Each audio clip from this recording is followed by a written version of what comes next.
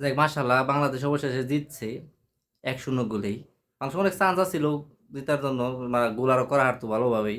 কিন্তু সমস্যা হলো যে ফাহিম, তার বাদে সোহেল রানার যমজ ভাই আছে না, মুর্শেদ না কি নাম, কয়েকটা পাস করছে একেবারে জঘন্য টাইপের। তো ওভারঅল সব মিলা ভালোই আসলো মাশাল্লাহ, আমার কাছে ভালো লাগছে সবার খেলাই।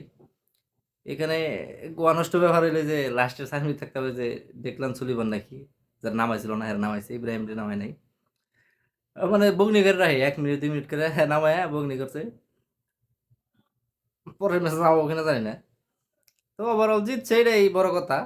এক গোলে জিতে এটা একটা রিস্ক হয়ে যেত, আপনি বুঝতেছি না তো, যে কোনো সময় নেপাল করা হতো।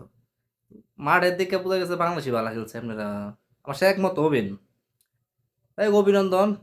পরবর্তী খেলা দেখা যাক। আবার বিকালে খেলা আছে আপনার, এই যে অনূর্ধ্ব 20 দলেরই নারী টিমের এশিয়া কাপ দেখার আহ্বান যারা এখন ওরা রইল। তো জনগণ এ পর্যন্তই, ভালো থাকেন।